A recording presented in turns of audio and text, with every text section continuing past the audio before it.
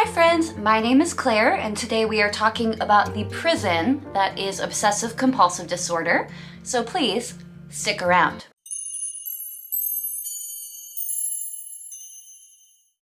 Hi friends, my name is Claire and this is my channel, Woodshed Theory.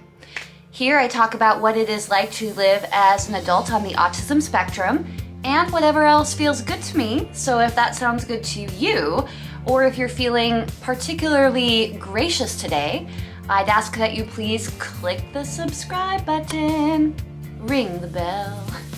My goal is to get to 1,000 subscribers and 4,500 public watch hours, because when that happens, YouTube will start paying me to make content. Not a lot, just a little, but everyone needs to start somewhere.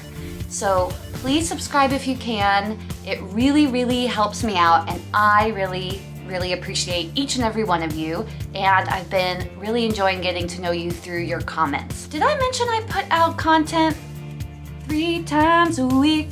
Today I want to talk about obsessive compulsive disorder. Again, always keeping it fresh and new on my channel. I was recently watching a commentary channel, and they were commenting on a program that was about people with a disorder that I am diagnosed with, OCD. And I'm always excited about something like that because I know that bringing awareness to OCD and similar disorders is really helpful to our community at large. However, I found that a lot of what was being said in the program about OCD, while it was funny, it also wasn't with a spirit of understanding the gravity of OCD and how it affects a sufferer's life. I also know that to the non-OCD person, the behavior of a person with obsessive compulsive disorder can seem odd, humorous, nonsensical, bombastic, intense, outlandish. The list goes on and on. Because of my current place in life, having been undergoing treatment for my mental illness for several years now, I do find it important to spread awareness and advocate for my fellow OCD sufferers. A lot of people who suffer from OCD don't get diagnosed and do not get the help that they need, even though it is a serious and distressing mental health disorder that there is treatment for. Why is this? Well, I think the best way to describe it is that OCD is a prison. Not necessarily the kind of prison with bars. It's more like a prison of the mind.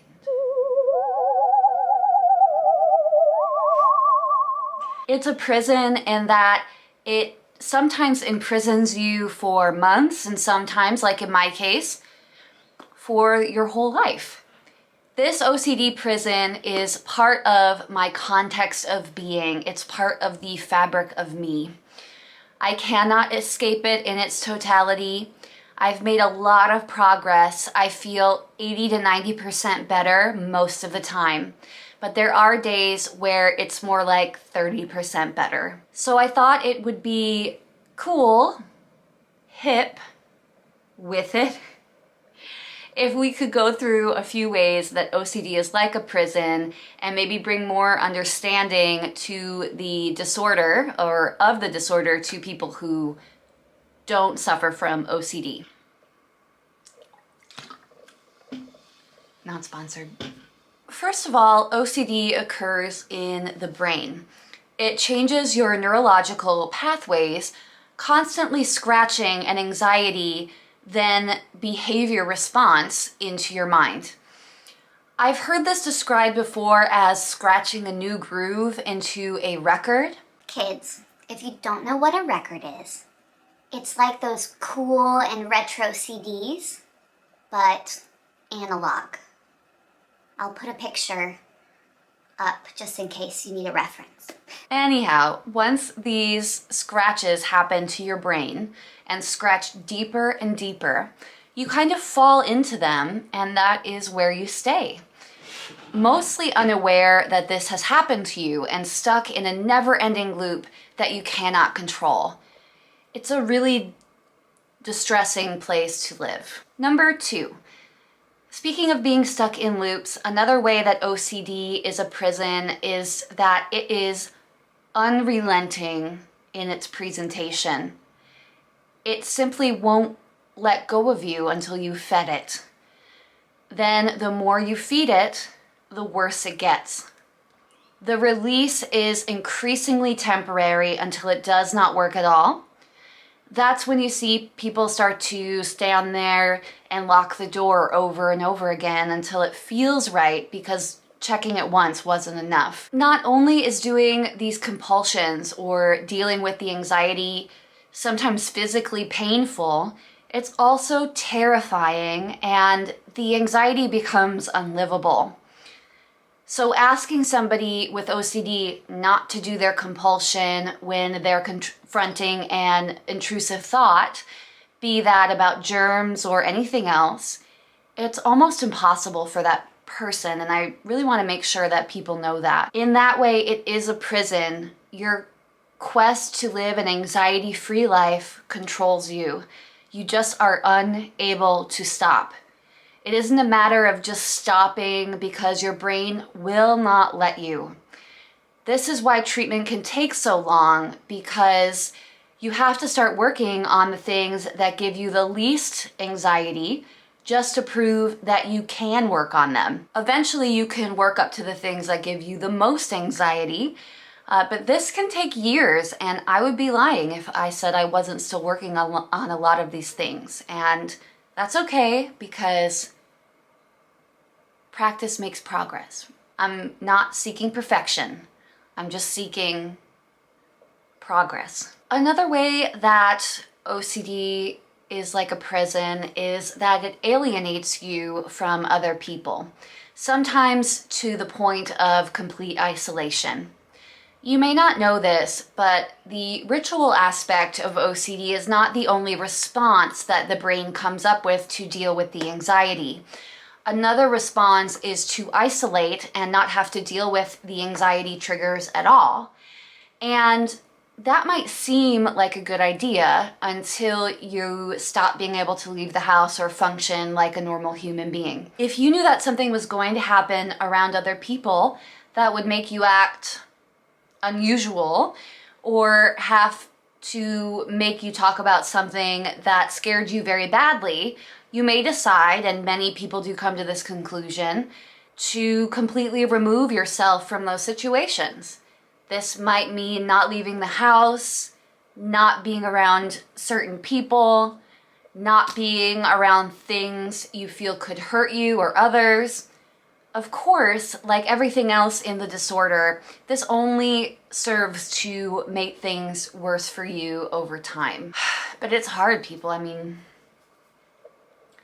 I just wish I could relay how hard it is to say no to OCD when it becomes a part of your life, and to explain what it feels like to say no. Maybe a good way to put it, and I've heard this before, people who have OCD, it is similar, obviously not the same, okay? Please don't come for me. It is similar to a person who has a drug addiction. Eventually, you can't just say no. And getting over that addiction of the dopamine release of doing your compulsion to quell the anxiety and being okay with sitting in your anxiety when you have an anxiety disorder, it doesn't happen overnight. And some people struggle for it to happen at all. So it feels terrible trying to combat OCD. It's very uncomfortable and it is not fun. So yes, I wish that we could all just stop, but no, I'm sorry, it doesn't work that way. So yes, OCD is like being in isolation and being stuck there. It is being a slave to your rituals, and everyone is telling you to just stop and get better, but you can't. For some people, it takes everything from them. Oh, that's depressing. It's just sad. Sorry to get a little emotional. It's just, it does take everything from you. And it's not fair.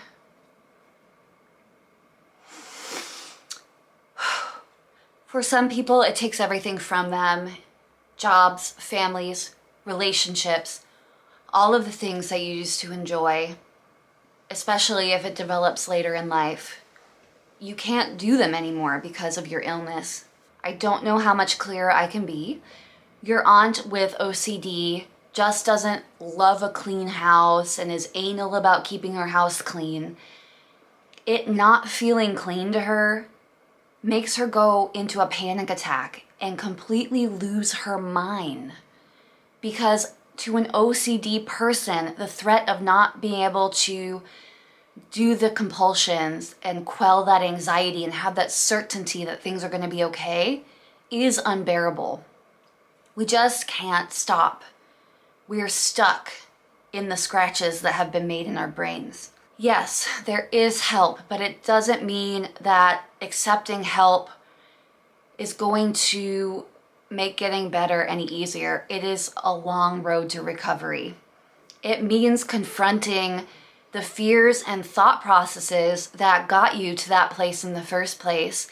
And who would want to confront something that literally makes your anxiety so high that you can't leave the house, be with your family, for some people, hug your family, have any semblance of a normal life. The list goes on and on. It's hard. I hope I did okay explaining this today. It is a topic that has affected me personally very deeply. I want people to know that they aren't alone and that other people understand what it's like to live with OCD. It is a very isolating disorder and is left untreated for so long because of the fear aspect. And I want to be able to help people and to talk about it with them.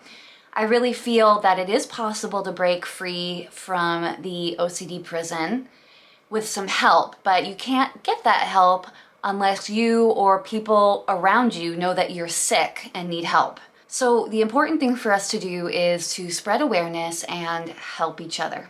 Got a little heavy there at the end, guys, so sorry about that. That's really everything I wanted to go over today. I again wanted to thank everyone for all of their amazing support. I've just been loving reading your comments.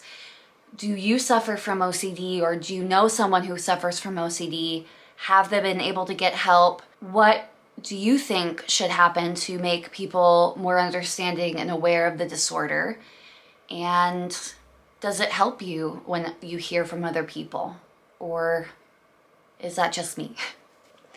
I hope that you have a wonderful day, and I hope that I see you again on Friday. Bye, guys.